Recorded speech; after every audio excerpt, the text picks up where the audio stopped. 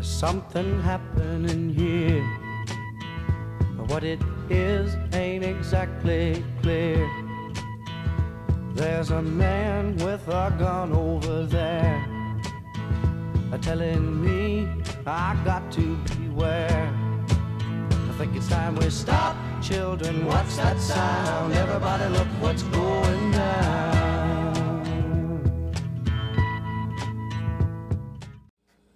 Hey everybody, welcome. I've had an eyeball on GMT's series of games involving counterinsurgency for quite some time. They're officially known as the Coin series, and recently I had an opportunity to trade for a copy of Fire in the Lake, and of course I had to jump on it. So that's what we're going to be having a look at today. It is Fire in the Lake, Insurgency in Vietnam. It is published by GMT, designed by series designer Volko Ruhnke, Mark Herman, and Orjan Ariander. Pardon me, Orjan, if I'm mispronouncing your name. It deals with the entirety of the Vietnam War, with some shorter scenarios available. It is for 1 to 4 players. There is a solitaire system included. Let's not waste any more time. Let's get to the table and have a look at Fire in the Lake. Start off with a look at the components. Our map is a map of the entire South Vietnam region. We've got Laos up here, we've got Cambodia down here with jungle, highlands, lowlands. You got the Mekong Delta area here, and city locations. There's Saigon, Cam Ranh, up in the north we have Hue, Da Nang, and North Vietnam. There's areas on the map to store your available units, and a track that goes all along the edge of the board to track resources and victory level. This map is totally mounted, wrapped, very high quality. I love this map.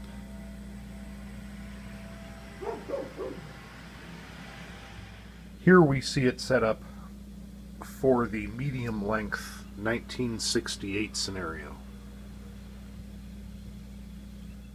Here are the basic units in the game.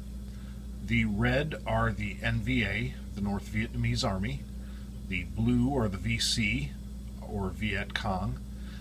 The yellow and orange are the Republic of Vietnam, or ARVN units.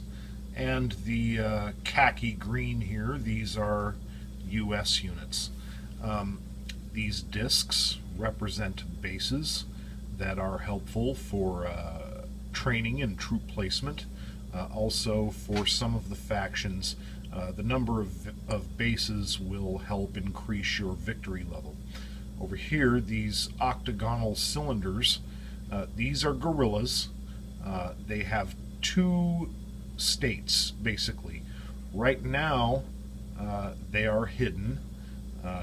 When they are face down like this, guerrillas are, ooching around in the jungle. They're hidden, or they're blending in with the local population. Guerrillas have another state which is revealed. Guerrillas can be revealed or activated whenever they perform certain operations, or whenever an enemy faction runs a sweep to turn up guerrillas for a future attack. Over here we have regular troop cubes. These represent the regular military of the various factions. You notice the VC has no regular military. And then the ARVN units have these orange cubes. These represent police units. In the cities, they are regular civilian police. In the more outlying provinces, they represent local militias that have banded together, and in both cases they are used to restore and keep order among the populace and help increase the support level. Random events in the game are card driven, and here's just a small sampling of them. There's well over 130 cards in this game. Up here in the top left corner, you've got the kind of the period era for the event, and for the game, depending on the scenario you're playing. You can set them up in somewhat chronological order, or you can play them completely randomly in terms of order. Over here, we have the faction eligibility order, and a little, picture. Down here we have the actual event and its effects. Now, the unshaded area up top in general will benefit the American and ARVN forces, the counterinsurgency, and down here the shaded event will tend to benefit the NVA and Viet Cong forces or the insurgency. And then up here we have just the card number in the deck. Only a small portion of these cards get used for each game, and they are randomized, so there's no card counting here. You're never going to know which events are in the deck that you're using, nor which order they will be in. So yeah, really nice. These are all, by the way, historical events that actually occurred during the Vietnam War.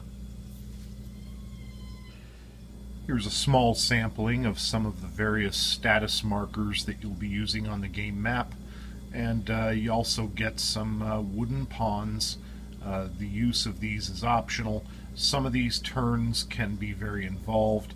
The pawns are used to kind of help you keep track of what you've got going on.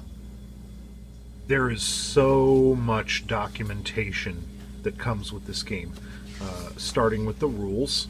The rules for the standard 4-player 4-faction game cover the first 11 pages of the rulebook.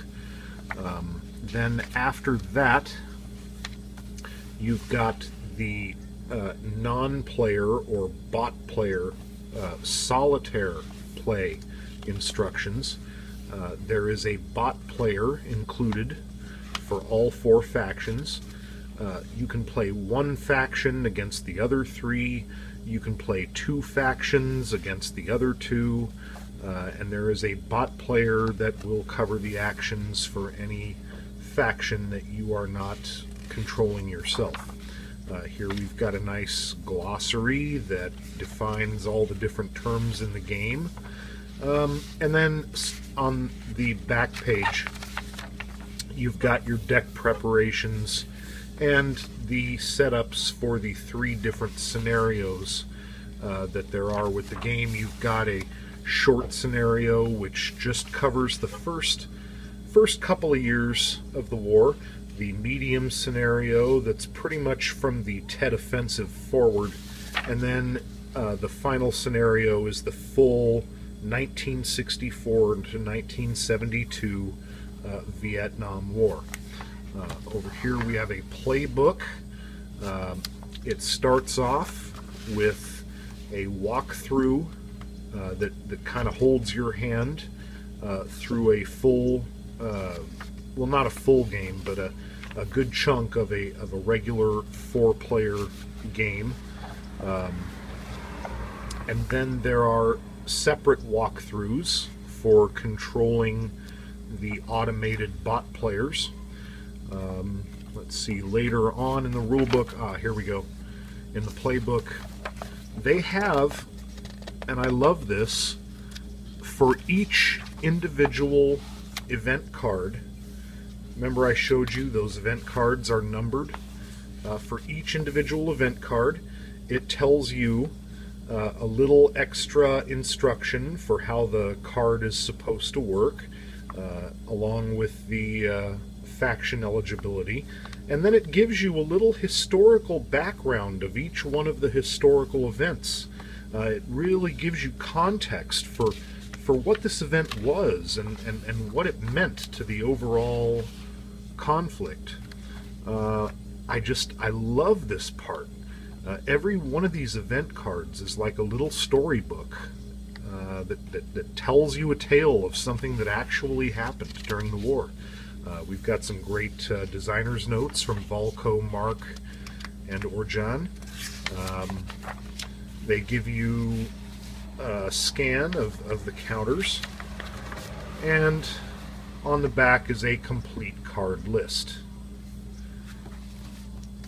And then you've got play aids, tons of play aids. Boy, just non-player play aids, standard player play aids, the non-player flow charts, plenty enough for all four factions if you've got four players playing. And to top it all off, 3 chunky dice, red, blue, and yellow. Now, there's really 2 things that are the beating heart and soul of this game, and that's the sequence of play and the event cards. Now, the context and narrative of this game is driven by the event cards, which will suck you into your own personal story of the Vietnam War. But in practice, the event cards are just one of the several tactical options that you're going to have at your disposal as a player from turn to turn. Play begins by turning over the top card on the draw deck, and then turning the next card face up on top of the draw deck. This is your current active event card, and this is a preview of what will happen in the next turn to help other players strategize. And the way the turns work is, the next turn we would move this over to the active pile and turn up the next one, and so on and so forth. Now, let's go back and have a look at our currently active event card. Our event card is Patet Lao, and the first thing we should take note of is the eligibility order. And as we can see here on this event card, eligibility for this turn will fall to the NVA first, then the Viet Cong, then ARVN, then the United States. The NVA is eligible to activate first. Now, the NVA player has a number of options that they can select from to use as their action for the turn. They can take an operation only with no special activity, and we'll get into operations and special activities in a few minutes. Or they could take the operation plus a special activity, or they can execute one of the events on the card. Now, the eligible faction, if it chooses the event card, could execute either the unshaded or shaded event. Now, obviously, the NVA player doesn't want to remove 6 of his pieces from the board, so he'll choose the shaded event. Remember, I told you that the unshaded events, they tend to benefit the counterinsurgency, while the shaded events tend to benefit the insurgent forces of the NVA and the VC. So that's one of the options that the player can choose. Well, what about the other options, such as operations and special activities? Let's have a quick look at those. So what if the eligible faction doesn't like the particular event that's offered up, or perhaps that event would be ineffective? Well, each faction has its own list of operations that it can perform For example, the North Vietnamese can rally, which involves placing bases, placing new guerrilla units and troops. They can march, they can attack, which is to attack any ARVN or U.S. forces on the board. They can commit acts of terror, which serves to erode public support for the South Vietnamese regime. And if you look up here in the right-hand corner, it will give you special activities that you could possibly add to your operation. For example, if you perform the attack operation, you could also add either a bombard or ambush special activity, which will take out more enemy forces. If you rally, you can also infiltrate, which will allow you to place more NVA troops, or you can actually kind of screw over your ally, the VC, and replace VC units with North Vietnamese Army units. So yeah, and down in each faction's list of operations and special activities, there will be a chart that shows the victory level. All 4 factions have their own special set of operations and special activities that they can perform. Some of them are similar to each other, but even among similar operations, there are features for each faction that makes the operation unique to that faction. One more option available to the active player, to the eligible player, would be to pass. I'm not sure if I'm zoomed in close enough for you to be able to read the small print here, but that eligible NVA player could have also chosen to pass, and passing allows the faction to remain eligible for the next turn and also accumulate needed resources that get spent pretty much for every operation that you perform. Resources are limited. They are tracked on the outside of the board. We'll be having a closer look at that in a minute or two. Now, as you can see here, depending on which option the eligible player selects and executes, the next eligible player, in this case the Viet Cong, will be limited to the next available action on the turn sequence. You can see these arrows in between the boxes. So if the NVA player were to execute an option plus a special activity, the VC player would be limited to choosing, whoops, sorry about that. The VC player would be limited to choosing the limited operation or event. So the VC player could choose to either perform one of the operations on his list, or he could choose the event. If the NVA player had chosen to activate the event on the event card, then the VC player could choose to perform an operation and add a special activity.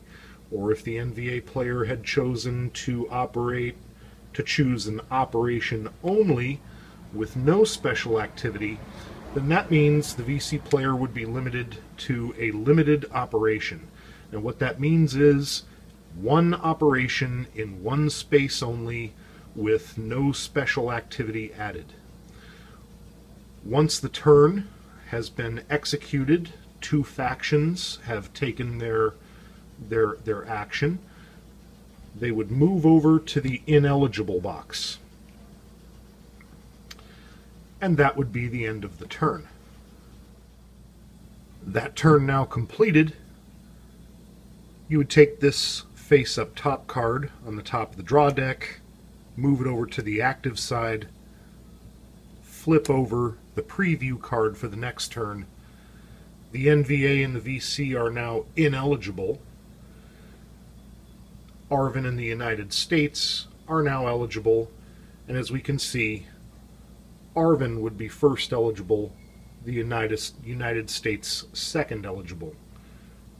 So they would begin to take their actions, choose their operations, or choose to execute the event. All right, let's have a look at this track here along the outer edge of the map and at the map itself, and try to give you a little bit better idea of how they interact with each other. Each faction has a cylinder which tracks resources. Resources are the currency that you will spend whenever you are executing operations for each faction, with the exception of the Americans. The Americans do not track their own resources. Their operations are free unless they involve ARVN troops or winning the hearts and minds of the local population. They will spend ARVN resources. That's what those cylinders track. The economy marker tracks the economic value of lines of communication that run through South Vietnam. Lines of communication are roads that connect cities and provinces. The thing about the economy is the Americans, when executing their operations that involve ARVN troops or that involve pacifying the local population, spend ARVN resources. But the Americans cannot spend ARVN resources below the economy marker. Each line of communication has a number in a circle which will denote its economic value. The economic value of a line of communication adds into the economy value that you track on the outside edge of the board. And during coup rounds, which we'll discuss a little later, the economic value will help determine resources that ARVN earns for each round. Lines of communication that are occupied by enemy units can be sabotaged, robbing the South Vietnamese of their economic value. Then there's patronage and aid. Patronage is a reflection of South Vietnamese government corruption. Payoffs to local provincial governors and officials, payoffs that keep them loyal to the regime. Now, patronage is one of the measures of the ARVN victory level. Patronage, though, will generally decrease American aid to the South Vietnamese regime. Aid is one of the measures that help determine ARVN resource income at the end of each coup round. Again, we'll get into coup rounds soon. Victory levels are also tracked. For the NVA, it would be the number of bases located on the map, and also the number of the South Vietnamese population under NVA military control. The NVA victory level is marked on the track, and if they meet that victory level at the beginning of any coup phase, they win the game. Each province and city has a number in a square that represents the population of the province or city. For the NVA, for example, to have control of this province, Quang Tin, Quang Nai, the NVA units would have to outnumber all other units in the province, including Viet Cong. Right now, the counterinsurgent forces are in control of Quang Tin, Quang Nai. Once NVA forces outnumber everyone else in the province, they would assume control of that area and raise their victory marker up 2 points to match the population level of the province or city.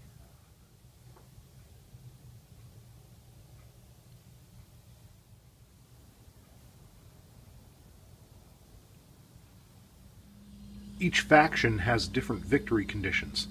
The VC measures the number of bases that they have on the map and the amount of the population that is in opposition to the South Vietnamese regime. At the beginning of a coup round, if the VC have achieved 36 points or better, they win the game. There are 5 different stages of support that can range from active support for the South Vietnamese regime, awarding twice the population value to the United States victory level, passive support, which awards simply the population value to the United States. The population can be neutral.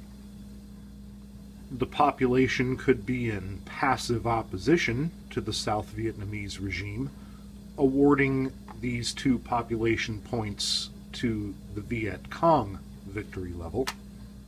Or the population could be in active opposition to the South Vietnamese regime, awarding twice the population value to the VC victory level. The Viet Cong either lowers support for the South Vietnamese regime, thereby lowering the victory level for the United States, or increasing opposition to the South Vietnamese government and increasing their own victory level by committing terror operations. They spend resources to commit a terror operation. They expose one of their underground guerrillas and lowering the support level 1 towards active opposition. ARVN victory is achieved by adding the level of the population controlled by counterinsurgent forces and patronage. For example, let's take Quy Nhon here. Currently, Quy Nhon is worth 1 population point, and it's under coin control. To maintain control, counterinsurgent forces must always outnumber insurgent forces in the province or city. As you can see here, 3 VC units are now in Quy Nhon, and the counterinsurgents no longer maintain control.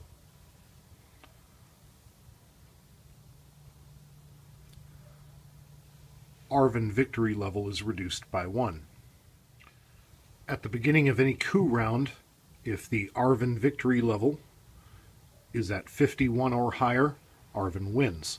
It should also be noted that the VC, they never exercise control over a city or a province. Only the NVA can, and only when the NVA outnumbers all other pieces in the area. The VC, they can only affect the support of the population and drive them toward active opposition to the South Vietnamese regime. The American measure of victory is support among the South Vietnamese population combined with the amount of troops and bases in the American available box. The more troops and bases that you have committed to South Vietnam, the lower your victory score will be, and the more troops and bases that you have back home and available will raise your victory level. American casualties can affect your victory level as well. There is a percentage of American casualties that are taken out of play permanently, which will, of course, damage your score for potential victory. Like the Arvin faction, if the American support plus available troops and bases reaches or exceeds 51 points at the beginning of a coup phase, the Americans would be the victors in the game. A few quick words about the Ho Chi Minh Trail. It's an important factor in the game, particularly for the NVA. The Americans can degrade the Ho Chi Minh Trail via airstrikes, and the NVA can improve the Ho Chi Minh Trail via spending resources on operations. The trail has a direct effect on NVA resource earnings, and also it has an effect on the efficiency with which the NVA can move troops in and out of and through the neutral countries of Laos and Cambodia. Now let's talk a little bit about coup phases. You'll go through turns, revealing new event cards, playing the new event cards, until you reach a coup card. The South Vietnamese regime was unstable and corrupt and subject to frequent coup attempts.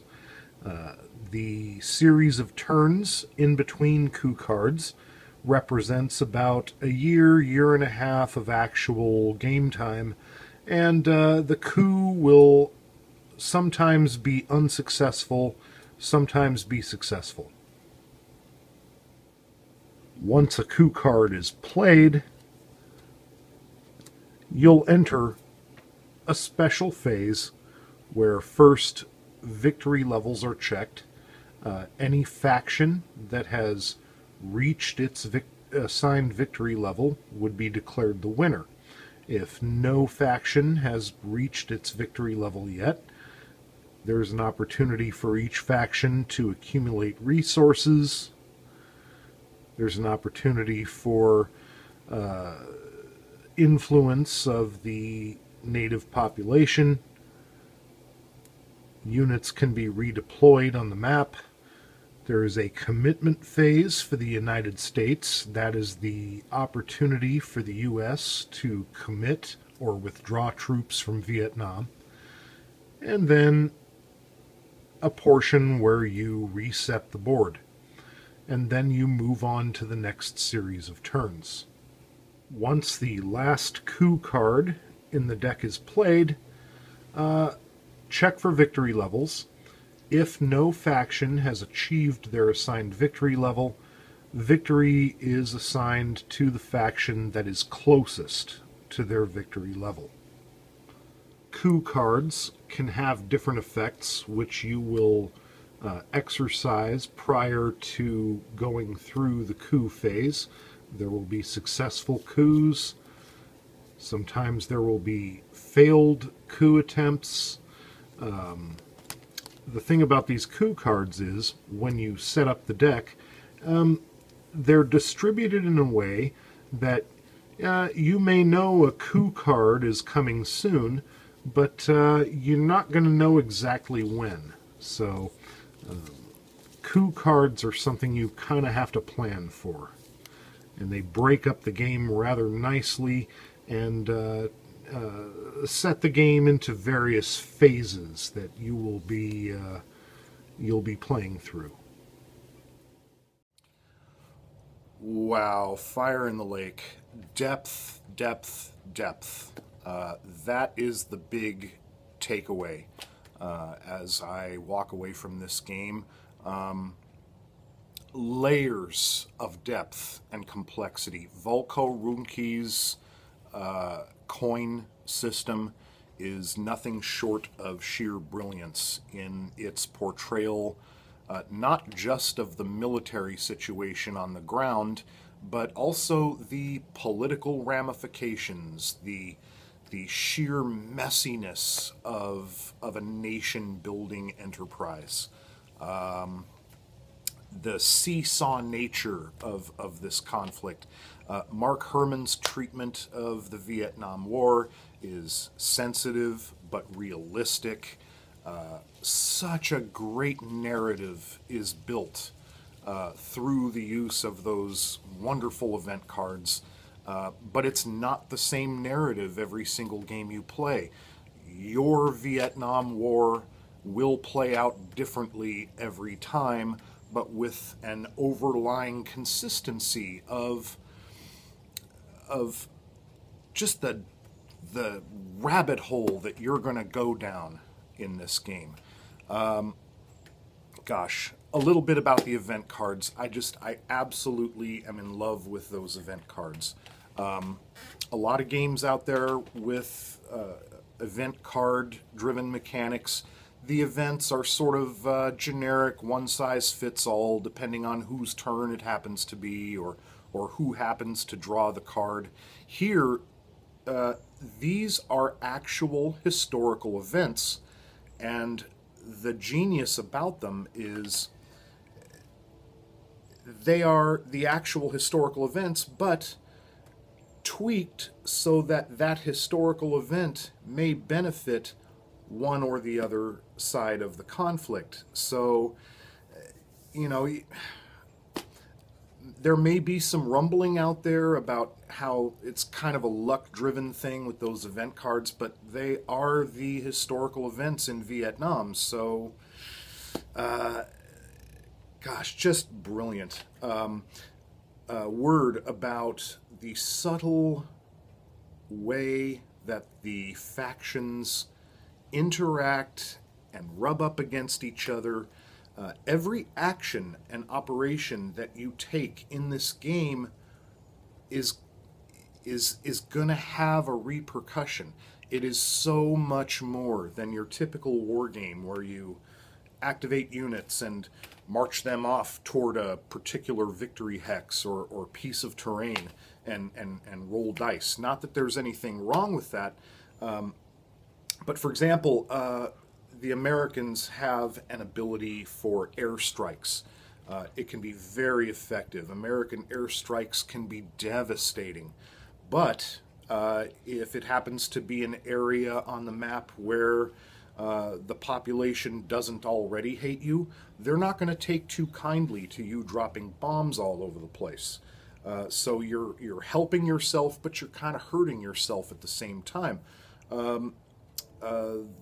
Arvin, you know, they've got to keep that patronage level up to help them achieve victory, but the Americans and the local population, they are not going to take too kindly to political corruption either, so it's going to drop American aid to the South Vietnamese regime. I love the way the Coup cards interact with the overall situation in the game.